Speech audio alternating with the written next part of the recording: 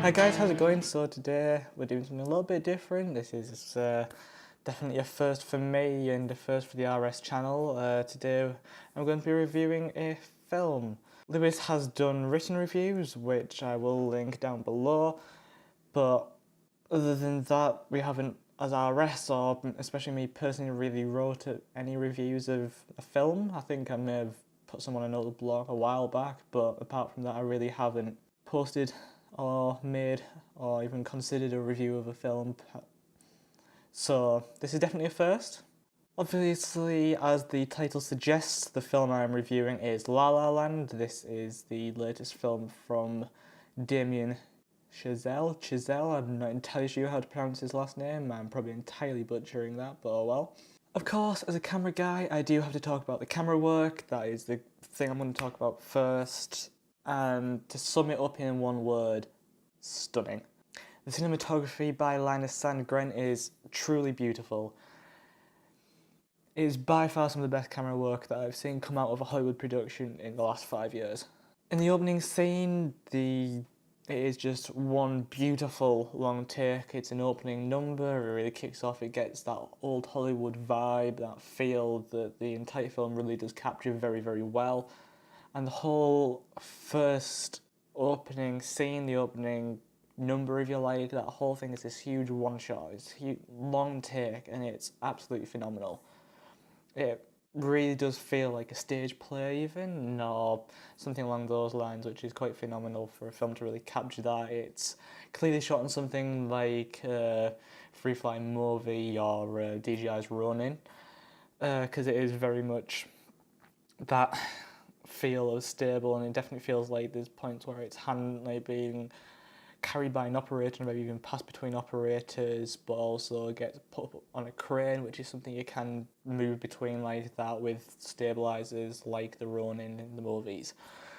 I've got to say, that opening number with the big long take, it doesn't feel like a long take. It's one of those long takes that is very well done. If you look for it and you notice it, and you are like, many of you probably are potentially camera people or just people interested in the review, or camera people like me at the very least, we notice that kind of thing.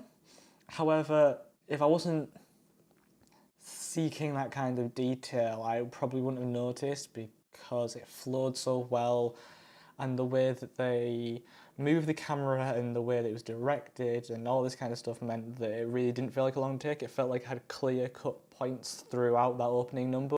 And as I did mention, I really haven't seen camera work like there is in this film coming out of like a big Hollywood studio since, the superhero film era that we are currently in, with the hypercutting and the action. We're in a very action-saturated cinema period of time currently. There's been a lot of films coming out from the big Hollywood studios, your classic like Fox. They don't even do anything anymore. That's beside the point. Like, these big studios, they don't really care about the cinematography. The camera's purely just a tool there that they point at the rest of the stuff they care about, that they spend all the time on, and they just get us cinematographers to point a camera at them, and we don't get to do anything interesting. I definitely can say that if the film had that film look, as you would say, it was definitely noticeable, that rose tinted almost. It definitely had that feel of film, that kind of grain that film gets, and the look that many people do strive for. And I do think that, as much as I'm very much a digital person, I prefer the digital cameras. If money wasn't a factor, if it wasn't an object, I would still choose to shoot digital. I think I find digital cameras are still, as a whole, while it may be more difficult to get that classic film look, their benefits way outweigh that, because there are ways of achieving it through stuff like log profiles and raw and colour grading. There are ways of achieving film looks. Moving on to editing, this will be much shorter, because editing I don't think really has as much to talk about as a whole. It's something that should really get out of the way and not be noticeable, which I've got to say La La Land definitely did a very good job of that. The editor was a guy called Tom Cross, did a wonderful job. Now, the takes were fairly long. It was very classic Hollywood in that sense. It wasn't just quick cuts all the time, it was natural, it flowed very well, it did really feel very classic Hollywood,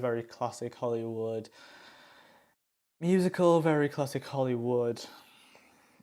Editing, like the whole thing definitely felt like it was something that you'd see well before the superhero action era where everything's hypercut, as I was mentioning, obviously, in the cinematography section. Cross definitely did a brilliant job at telling the story, which ultimately is the job of the editor. It's this weird thing that not a lot of people, maybe that people aren't part of the industry, don't get. It doesn't matter how good the performance is on set, it doesn't matter how well you move the camera, how well you light it, how good the sound quality is, how good the score is. Realistically, it doesn't matter how well directed it is. It doesn't matter, really. Everyone could do brilliantly or badly. It's up to the editor to take this footage that's been shoved onto his desk and turn it into something wonderful. It's to turn it into a story. It's turning these random selection of clips and making a film and a narrative and a story out of it. As I mentioned before, I first saw Damien Chazelle, I will get it right at some point. I first saw his work with Whiplash the week before I saw La La Land, and I've got to say, he definitely has a thing for jazz. Jazz music clearly is an inspiration for him in some shape or form, and I do not have a problem with that, and I can clearly see why. Between both films, honestly, I think he's really done something quite phenomenal. And this is, I'm going to quote John Legend here. How are you going to be a revolutionary if you're such a traditionalist? You're holding on to the past, but jazz is about the future. And I think that's exactly what Chazelle has done here. I'm going to go with Chazelle. I think that's exactly what he's done.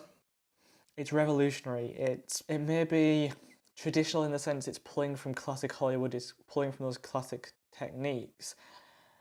But that's not something that kind of the big Hollywood studios have done for quite some time, and I feel has been a serious issue with Hollywood films, and something I'm seeing out of short films and smaller directors and films that ended up on Vimeo and YouTube instead of in cinemas, and independent films that are in cinemas and that kind of thing. Hollywood hasn't, it's been so caught up on action and horror, these two things that are so hyper narrative and like narrative driven purely, and there's some interesting stuff in the horror genre when it comes to camera, but they never really push it as far as it could go, and in action they just hypercut everything to all hell, so they don't really do anything with the camera. There hasn't been films really coming out of the big studios for quite some time that have taken the classic aspects of film, cinematography, editing, sound, mise-en-scène, these things that we learn about in film schools, in film studies classes in college and in school, etc. It's these core principles that make a film on the storytelling aspect. It's these four things that you use to tell your story. It isn't just the characters, it isn't just the score, it isn't just how you edit it, it's how you shoot it, it's how you direct it, it's all of these things, and Chazelle really brings all of these things together. He makes use of cinematography and the camera to tell us the story, positions it and moves it in a way that flows and shows us the story and tells us the story and has meaning to the story. He directs the characters and has the cast and the characters work in a way with these wonderful characters that give the story, like the people who are viewing the story through. The lighting is beautiful, the score is phenomenal, which I'll get onto last. That's definitely saved it best for last, I think, with this film.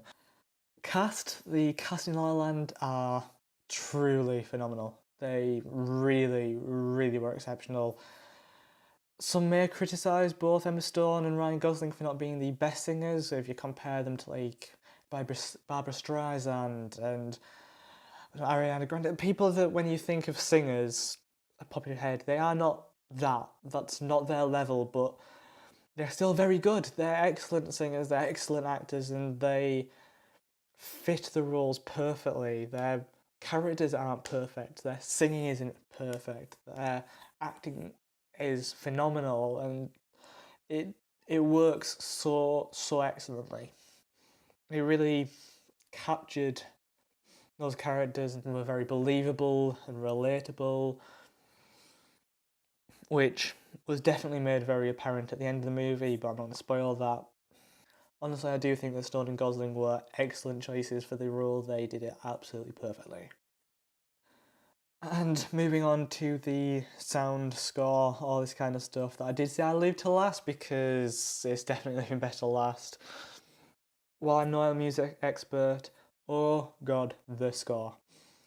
The jazz score is absolutely amazing. There's about 3 themes throughout, and the most prominent probably is Mia and Seb's theme. That's the name of the characters, obviously Emma Stone and Ryan Gosling respectively. It's absolutely gorgeous.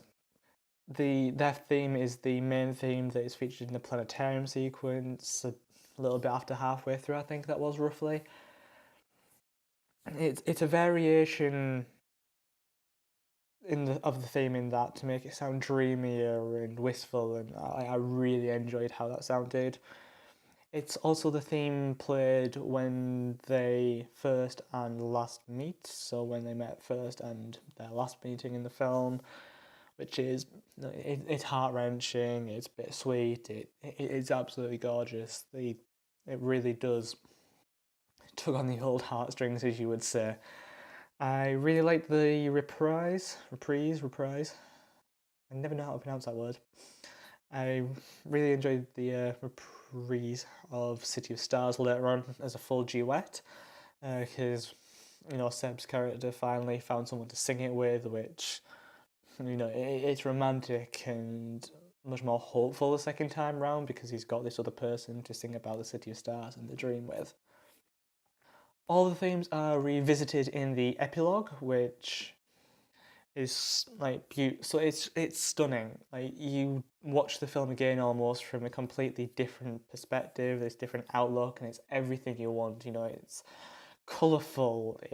The sound is vibrant, if you can really say that about sound, and light, and it's this montage of all 3, and that isn't what happens, and that's the worst part. It's this ideal that we all want, but it never really ends up working out like that. The singers in the film, obviously everyone was singing, it was very old musical feel, it was this legit style of singing, which I'm quite my girlfriend there, she does musical theatre. The legit style singing, it's not belty, it's not big like, I don't know, Barbra Streisand. It's soft and gentle almost. It's this more subtle kind of singing, I think, is probably the best way I can personally describe it. It feels classic, it's like singing in the rain. I think the tap numbers that are in the film too, they very much kind of remind me of that and probably remind the audience of that as well. The audition song at the end was filmed very much like a musical. It was a very basic solo number. And yeah, some of the songs felt so much like classic musicals that I think they definitely could have worked on stage. As I said at the beginning, the opening number, if you like, that very much felt like the opening to a stage play. That definitely, the whole thing could have probably been quite easily recreated on stage.